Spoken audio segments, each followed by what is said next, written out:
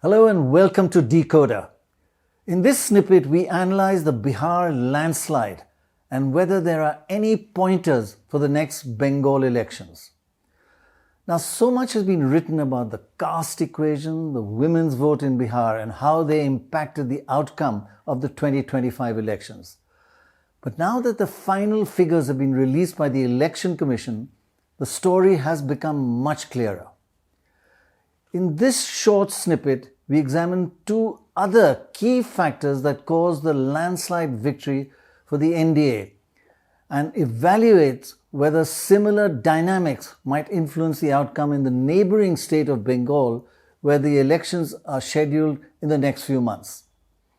So what was the foundation of these Bihar elections?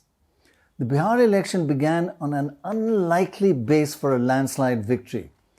In the previous 2020 assembly election, the victory margin of the NDA over the Mahagathbandhan, the MGB, was very narrow. The NDA had only a 0.1% lead over the MGB. Now, this razor-thin margin meant that the NDA could lose the election if there was even the smallest swing in votes against it.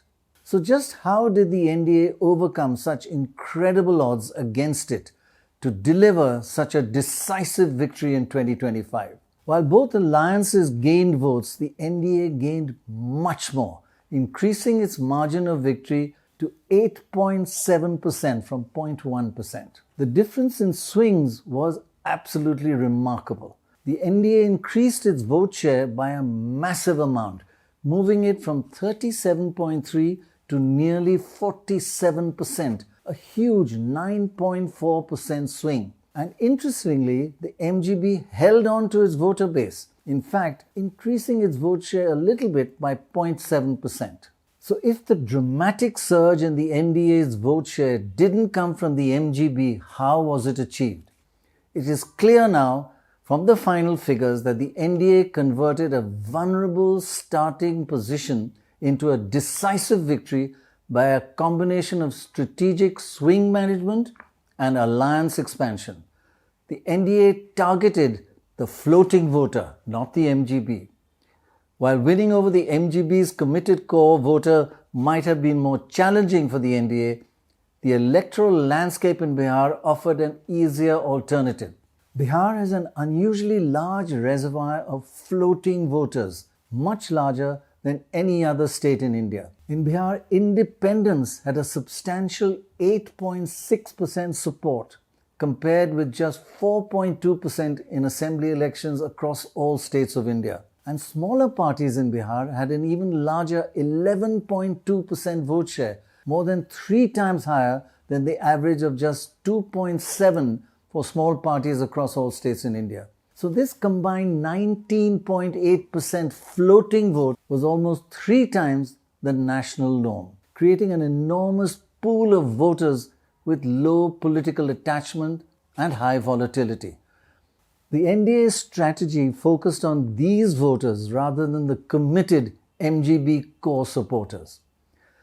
As a result of this strategy, the floating vote dropped as the negative swings were predominantly away from the independents and smaller parties, whose vote fell from 19.8% to 12.2%, a drop of over 7.6%, as independents and small parties lost support. Even the MGB, if hypothetically it had a new ally, the VIP, back in 2020, it would have had 38.8% support. But in these elections, it dropped by 0.9% if you take that hypothetical addition into account, making the total swing away from floating voters to a large minus 8.5%. So how did the drop in floating voters split between the main parties? So the erosion of vote share of independents and small parties did not move uniformly to just one alliance. Instead, it was divided between the NDA and Prashant Kishore's JSP, with a bigger gain to the NDA. The total swing away from independents and smaller parties, the floating vote of 8.5%, was split, with 5.2% going to the NDA and 3.3% going to the JSP. The NDA's second decisive strategy was to strengthen the NDA alliance. Now, electoral success in India often hinges not only on producing positive and negative swings, but also on executing successful alliances with other parties to expand the vote base even before the campaigning begins. This was the other key part of the NDA's twin strategy.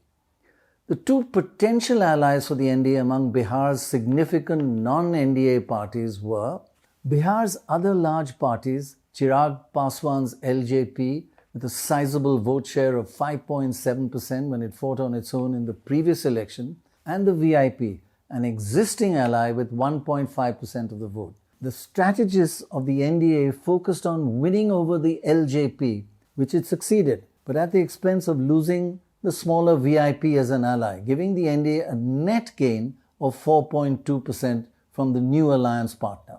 Now, the entry of the LJP into the NDA alliance had a transformative effect, raising its effective base from 37.26 to 41.44, giving it a 4.2% pre-campaign boost. This effectively meant that the NDA began the 2025 race substantially stronger than its 2020 position actually suggested. So what's the bottom line?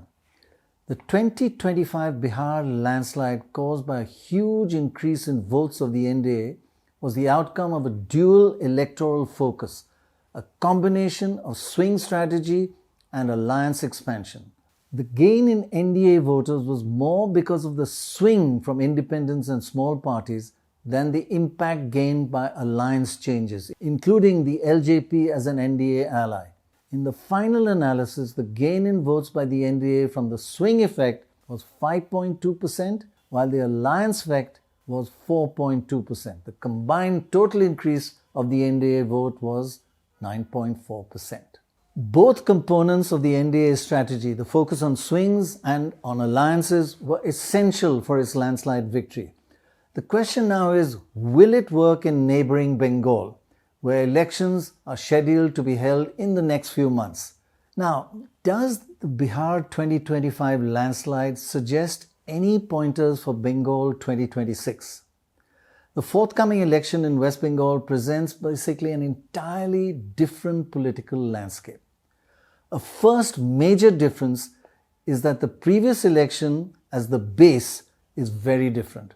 While the foundation of the Bihar election suggested a very close contest, 0.1% difference in vote, the situation in Bengal is a complete contrast. The previous victory margin in Bengal has the BJP trailing substantially in 2021. While Mamata Banerjee Trinamool Congress won 48% of the vote, the BJP was far behind with 38.1% of the vote. This means the BJP starts this Bengal election with the base trailing by almost 10%, 9.9%. Unlike Bihar, the BJP does need a sizable, though not impossible, swing to overcome this huge margin in Bengal. In order to improve its pre-campaign support base, will the BJP look to building an alliance like it did in Bihar? So the question is, are there any large parties which the BJP could possibly ally with in Bengal? The only two large non-NDA groupings in Bengal are the left with 7% of the vote and the Congress with 3% of the vote. Together these form perhaps a potentially game-changing 10% vote share. Both are deeply antagonistic towards the BJP, which makes any alliance absolutely implausible. So instead of an alliance, it's more likely that the BJP may attempt to target their voter base. Historically, the rise and the growth of the BJP in Bengal has coincided with the collapse of the left, a realignment of political forces that many see as being deeply rooted in the animosity and anti-TMC sentiment among traditional left voters. So is the alternative, like in Bihar, for the BJP to target floating voters instead of trying alliances? Floating voters, that is, independents, small parties, etc. Unlike Bihar's floating vote of a massive 20%, in Bengal the vote share of independents is just 1.6%, and the votes of small parties only 2.3%, a combined total of under 4%. Even capturing all of this vote base would not make a great difference to the electoral outcome. Therefore, the strategy focusing on a swing from small parties and independents is simply not an available option in Bengal. Now, since floating voters are too few to be significant, and since new alliances are also unlikely, so the BJP must target the core supporters of both the TMC as well as the Congress and the left. Crucially, Bengal's modern political history has seen two major political changes. The first big pivot took place in the 5 years between the two assembly elections of 96 and 2001. Mamata Banerjee split from the Congress and formed the TMC, which in 2001 election went from 0% to 30%, reducing the Congress to less than 10%. She dominated it. The left front retained its massive base of 50%. Now, the next big change in Bengal politics occurred over the next 15 years and saw three dramatic developments.